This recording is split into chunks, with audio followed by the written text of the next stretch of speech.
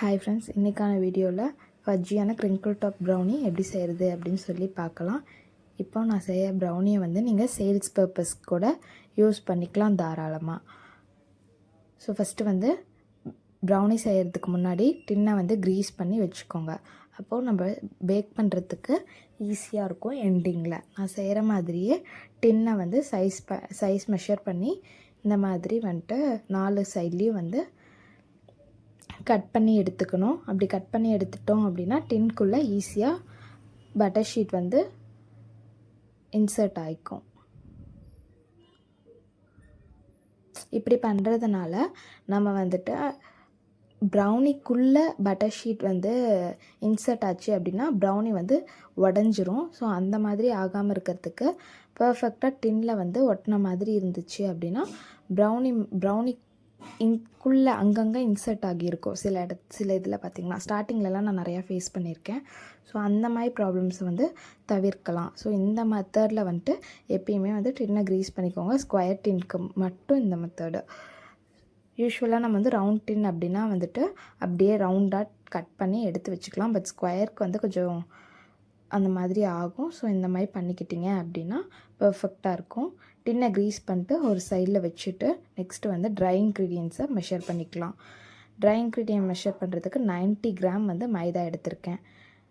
நான் பண்ணுறது வந்து 1/2 kg ப்ரௌனி. அதுக்கு வந்துட்டு 90 கிராம் மைதா எடுத்திருக்கேன். 30 கிராம் வந்துட்டு கோகோ பவுட்ரு எடுத்திருக்கேன். 91-31 அப்படிங்கிறதெல்லாம் வந்துட்டு ஜஸ்ட் 1 or 2 grams 5 grams வரைக்குமே மோர் ஆர் லெஸ் இருக்கலாம், நோ இஷ்யூஸ். பட் வந்து நான் 91 கிராம் மைதா 31 கிராம் வந்து கொக்கோ பவுட்ரு எடுத்திருக்கேன். எக்ஸாக்டான மெஷர்மெண்ட் அப்படின்னா 90 கிராம் 30 கிராம் தான். எனக்கு 1 கிராம் எக்ஸ்ட்ரா போயிடுச்சு. ஸோ அது ஒன்றும் ப்ராப்ளம் இல்லை. ஸோ அதை வந்து நல்லா சளிச்சு எடுத்துக்கோங்க. நான் ஜஸ்ட் மிக்ஸ் மட்டும் பண்ணிக்கிறேன். சிலர் வந்து கூடவே வந்து பேக்கிங் பவுடர் ஆட் பண்ணிப்பாங்க. அப்படி பண்ணுறது அப்படின்னாலும் பண்ணிக்கலாம். நெக்ஸ்ட் வந்து டபுள் பாயிலிங் மெத்தடில் மெல்ட் பண்ணுவாங்க எல்லாருமே. எல்லா வீடியோஸ்லையும் நீங்களும் பார்த்துருப்பீங்க. பட்டரையும் சாக்லேட்டையும் 100 கிராம் பட்டர் எடுத்தால் 200 கிராம் சாக்லேட் எடுத்துக்கணும். ஹாஃப் தி மெஷர்மெண்ட்டு. ஸோ 200ங்கிறது வந்து 170 கூட எடுத்துக்கலாம். 170 கிராம் சாக்லேட் எடுத்தால் கூட ஓகே தான். ஸோ பட்டர் வந்து எப்பயுமே நான் டேரெக்டாக வந்து மெல்ட் பண்ணி எடுத்துப்பேன். சாக்லேட்ஸ் வந்து சாப் பண்ணி அந்த டேரெக்ட் மெல்ட் பண்ண பட்டரோட ஆட் பண்ணிப்பேன். அப்படி ஆட் பண்ணும்போது சாக்லேட் வந்து பட்டரோட ஹீட்லேயே வந்து மெல்ட் ஆகிடும். ஸோ யூஸ்வலாக வந்து நான் அப்படி தான் பண்ணுவேன். டபுள் பாயிலிங் பண்ண மாட்டேன்.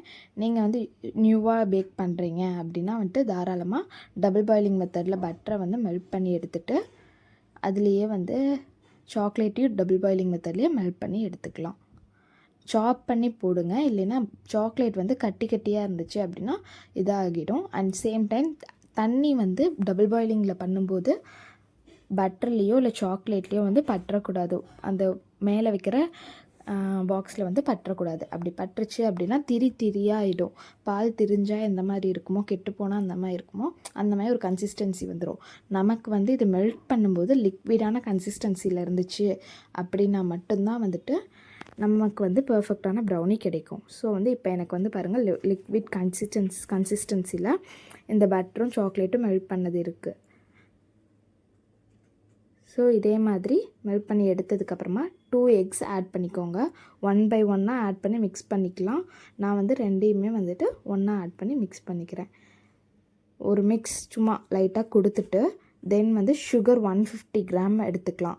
நான் வந்து 150 கிராமே வந்து ஒயிட் சுகர் எடுத்திருக்கேன்.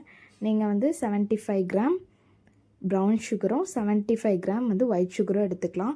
ப்ரௌன் சுகர் அப்படிங்கிறது வேறு, நாட்டு சர்க்கரைன்னு சொல்லுவாங்க, அது வந்து வேறு. ஸோ ரெண்டுக்கும் வந்து டிஃப்ரென்ஸ் இருக்குது. ஸோ ப்ரௌன் சுகர் தான் எடுத்துக்கணும், நாட்டு சர்க்கரை எடுத்துக்கூடாது. நாட்டு சர்க்கரை இன்கேஸ் எடுக்கிறீங்க அப்படின்னா நல்லா அரைச்சிட்டு சளிச்சிட்டு எடுங்க. பிகாஸ் அதில் மேபி ஸ்டோன்ஸ் இருக்கலாம் குட்டி குட்டியாக. ஸோ அது வந்துட்டு சளிச்சிட்டு எடுக்கும்போது வராது. அரைச்சாதான் வந்து ப்ரௌன் சுகர் சலிக்கவே முடியும். ஸோ அந்த மாதிரி எடுத்துக்கலாம். 75 நான் வந்து 150 கிராம் அப்படியே வந்துட்டு ஆட் பண்ணிக்கிட்டேன்.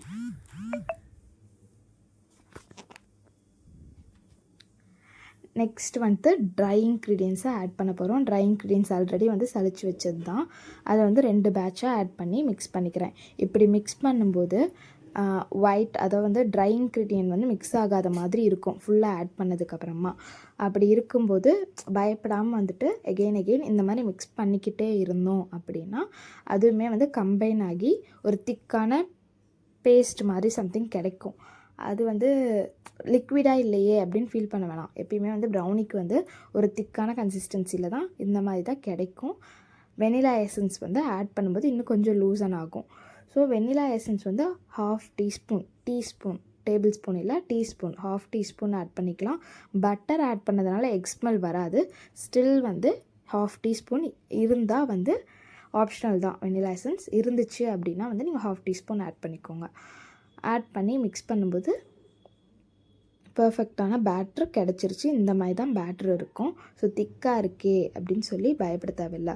நம்ம வந்து கேக் பேட்டராக இருந்தால் ஊற்றுனதுமே அப்படியே கேக் பேட்ரு லிக்விடாக இருக்கிறதுனால அப்படியே வந்து டின்னில் வந்து கரெக்டாக வந்துடும்.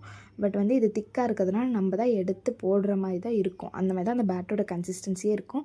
பட் வந்து ப்ரௌனி வந்து பர்ஃபெக்டாக இருக்கும். ஸோ அதை பற்றி பயப்படாமல் நீங்கள் வந்து க்ரீஸ் பண்ண டின்னில் கம்ப்ளீட்டாக வந்து ஷிஃப்ட் பண்ணி ஒரு டூத் பிக் வச்சுக்கோங்க. எப்பயுமே டூத் பிக்கில் வந்துட்டு இந்த மாதிரி ஃபுல்லாக வந்து எல்லா பக்கமுமே ஈவனாக போகிற மாதிரி ஸ்ப்ரெட் பண்ணிக்கோங்க. அண்ட் வந்து உள்ளே இருக்கிற பபிள்ஸ்லாம் ரிமூவ் ஆகிடும் இப்படி பண்ணுறதுனால.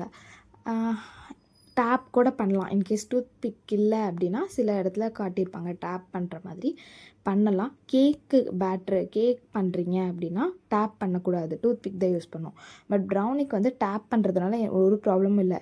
ஏன்னா வந்து ப்ரௌனி ஒன்றும் சாஃப்டாக பஞ்சு போல் கேக் மாதிரி இருக்க போகிறது இல்லை. அது வந்து ஃபஜ்ஜியாக தான் இருக்க போகுது. ஸோ டேப் பண்ணுறதுனால அதில் எந்த ஒரு இஷ்யூஸுமே இல்லை. ஸோ நீங்கள் தாராளமாக டேப் பண்ணிக்கலாம். 180 டிகிரியில் நான் பஜாஜ் ஓடிஜி யூஸ் பண்ணுறேன். அதில் டோஸ்ட் மோடில் வச்சா தான் கீழே மேலே 2 சைடோட ராடுமே வந்து ஆன் ஆகும். ஸோ நான் வந்து ஓடிஜியில் டோஸ்ட் மோடு வச்சுருக்கேன். பஜாஜ் ஓடிஜியில் நீங்கள் எந்த மோடில் வச்சா உங்களுக்கு வந்துட்டு 2 கீழே மேலே இருக்கிற ராடு வந்து ஆன் ஆகுமோ அதில் வச்சுக்கோங்க.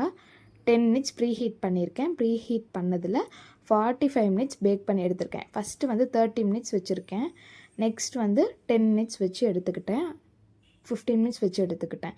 ஸோ எனக்கு பேக் ஆகி பர்ஃபெக்டாக கிடச்சிருச்சு. என்னால் வந்து டூத் பிக் இன்சர்ட் பண்ணி எடுத்ததெல்லாம் வந்து காட்ட முடியல. பிகாஸ் ஒன் ஹேண்டில் வந்து மொபைல் பிடிச்சிருந்தேன், இன்னொரு ஹேண்டில் வந்துட்டு இதை ஓப்பன் பண்ணேன். ஸோ வந்து என்னால் உங்களுக்கு என்ன பண்ணேங்கிறதுலாம் காட்ட முடியல. நீங்கள் வந்து டூத் பிக் இன்சர்ட் பண்ணி பார்த்துக்கலாம். மேக்ஸிமம் வந்து க்ரிங்கிள் டாப் வந்துருச்சு அப்படின்னாலே வந்துட்டு அது வந்து பேக் ஆகிடுச்சு அப்படின்னு அர்த்தம். கூல்டவுன் ஆகிடுச்சு. கூல்டவுன் ஆனதுக்கப்புறமா நான் எடுத்து வெளியே வச்சு கட் பண்ணி காட்டுறேன். ஸோ தேங்க்ஸ் ஃபார் வாட்சிங். இதுதான் பர்ஃபெக்டான ப்ரௌனி ரெசிபி. சப்ஸ்கிரைப் பண்ணிடுங்க. பாய் பாய்.